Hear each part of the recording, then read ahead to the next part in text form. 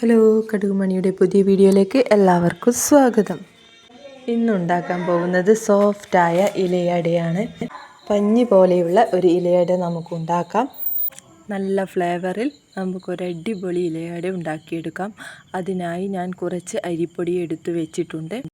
ഇത് ചൂടുവെള്ളത്തിൽ നന്നായി കുഴച്ചെടുക്കണം. അധികം ചൂട് വേണ്ട, ഒരു മീഡിയം ചൂട് മതി. അധികം വെള്ളം ചേർക്കാതെ ആവശ്യത്തിന് കുഴച്ചെടുക്കുക നന്നായിട്ട്. ഇലയട ഉണ്ടാക്കുമ്പോൾ അതിന് പ്രത്യേകമായി ശ്രദ്ധിക്കേണ്ടത് നൈസായി പരത്തിയെടുക്കണം. അപ്പോൾ നമുക്ക് സോഫ്റ്റായ പഞ്ഞി പോലെയുള്ള ഒരു ഇലയട കിട്ടും. ഒരു 10-15 മിനിറ്റ് കൊണ്ട് നമുക്ക് അടയുണ്ടാക്കാൻ പറ്റും. അപ്പോൾ ഞാൻ നന്നായി കുഴച്ചെടുത്തിട്ടുണ്ട്. മധുരം നമ്മുടെ ആവശ്യത്തിനനുസരിച്ച് എടുക്കാം. ചിലർക്ക് നന്നായി മധുരം വേണം, ചിലർക്ക് മധുരം കുറച്ചുമാവാം. അപ്പോൾ അതിനനുസരിച്ച് വെള്ളം എടുക്കാം. അപ്പോൾ ഞാൻ നന്നായി കുഴച്ച് വെച്ചിട്ടുണ്ട്. അതിൻ്റെ പാകമായിട്ട് വന്നിട്ടുണ്ട്. ഇനി ഓരോ ബോളാക്കിയിട്ട് ഇലയിലേക്ക് പരത്തിയെടുക്കുകയാണ് വേണ്ടത്. അപ്പോൾ ഇല നന്നായി കഴുകി വെച്ചിട്ടുണ്ട്. ഇനി അത് ഫില്ലിങ് ചെയ്യണം. നൈസായിട്ടാണ് ഞാൻ പരത്തിയെടുക്കുന്നത്. അതുപോലെ ചെയ്യുമ്പോൾ നമുക്ക്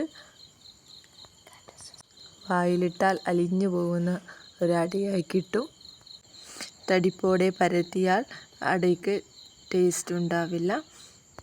അങ്ങനെ ഓരോന്നോരോന്നായി ഞാൻ ഫില്ലിങ് ചെയ്യുകയാണ്. പിന്നെ കുറച്ച് വെല്ലവും തേങ്ങയും അതിലേക്ക് ചേർത്തു. ആവിയിൽ ഒരു 10 മിനിറ്റ് വെച്ചാൽ മതി. ഞാനിവിടെ വെള്ളം കുറച്ചധികം എടുക്കുന്നുണ്ട്.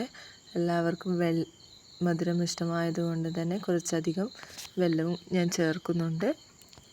അപ്പോൾ നിങ്ങൾക്ക് വീഡിയോ എല്ലാം ഇഷ്ടമായെങ്കിൽ ലൈക്ക് ചെയ്യണം, ഷെയർ ചെയ്യണം, നിങ്ങളുടെ ഫീഡ്ബാക്ക് അറിയിക്കണം.